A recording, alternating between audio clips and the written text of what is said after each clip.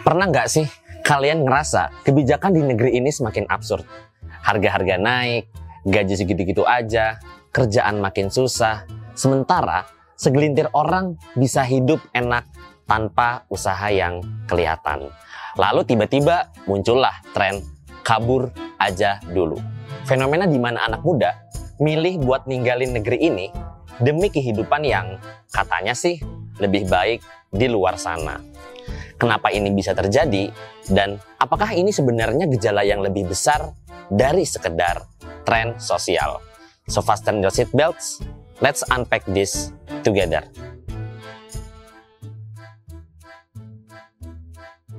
Fenomena kabur ini bukan cuma terjadi di Indonesia aja. Di Cina misalnya, ada gerakan run filosofi, di mana generasi muda memilih kabur untuk keluar dari tekanan sosial dan ekonomi. Di Amerika Latin misalnya, banyak orang bermigrasi ke Amerika Serikat demi masa depan yang lebih baik. Bahkan, kalau kita lihat ke belakang, fenomena ini mirip dengan gelombang urbanisasi besar-besaran di Eropa abad ke-19 atau migrasi besar-besaran orang Indonesia ke Belanda pasca kemerdekaan. Nah, jadi apa sih yang membuat orang-orang memilih untuk pergi?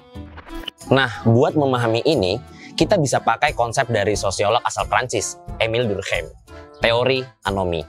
Anomi adalah kondisi ketika norma-norma sosial melemah, masyarakat jadi nggak punya pedoman yang jelas, dan individu pada akhirnya kehilangan arah.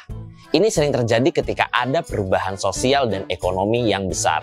Bisa jadi banyak anak muda yang kabur ini bukan sekedar mau gaya-gayaan atau malas berjuang, tapi karena mereka merasa gak punya pilihan lain yang ada di negara mereka. Selain itu, kita juga bisa melihat fenomena ini dari perspektif teori strain dari Robert K. Merton. Menurut teori ini, masyarakat menetapkan tujuan tertentu, misalnya sukses finansial. Tapi sistem yang ada tidak menyediakan jalan yang sah bagi semua orang untuk mencapai tujuan tersebut. Hasilnya, banyak orang yang mencari alternatif. Ada yang beradaptasi, ada yang memberontak, ada yang pasrah, dan ada yang ya kabur aja dulu. Tapi menariknya, ketika anak-anak muda ini memilih untuk pergi, para pejabat justru menanggapinya dengan sinis. Misalnya, Wakil Menteri Ketenagakerjaan Immanuel Ebenezer yang bilang, ya udah, kalau kabur nggak usah balik sekalian. Lalu ada video lama dari Menteri SDM Bahlil Lahadalia yang bilang, nah kalau teman-teman berpikir untuk pindah ke luar negeri, saya malah meragukan nasionalisme kalian. Bahkan Luhut Panjaitan sebagai Dewan Ekonomi Nasional mengatakan, kamu di Amerika di mana pasti akan second class. Nggak akan bisa ke first class citizen. Kamu first class citizen di Indonesia, di kampungmu ini. Tapi, apakah benar seperti itu? Mari kita coba lihat kenyataan di lapangan.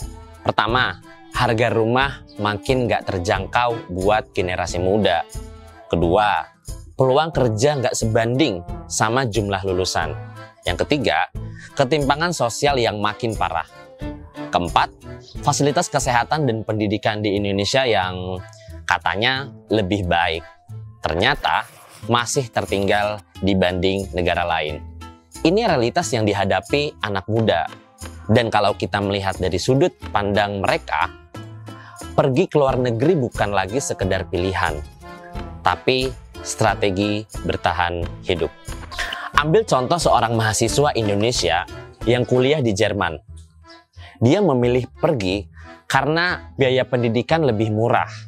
Sementara di Indonesia, kuliah bisa menghabiskan ratusan juta rupiah.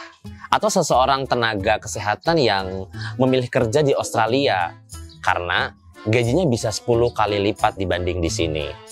Mereka bukan tidak cinta Indonesia, tapi mereka ingin hidup layak. Bukankah itu sesuatu yang wajar? Tapi mungkin memang benar kata para pejabat, gitu. Buat apa balik ke Indonesia kalau sudah nyaman di luar negeri? Gitu. Toh di sini pun lapangan pekerjaan makin sempit, harga rumah naik terus, pendidikan mahal, Dan yang kaya makin kaya, tapi yang miskin justru disuruh bersyukur.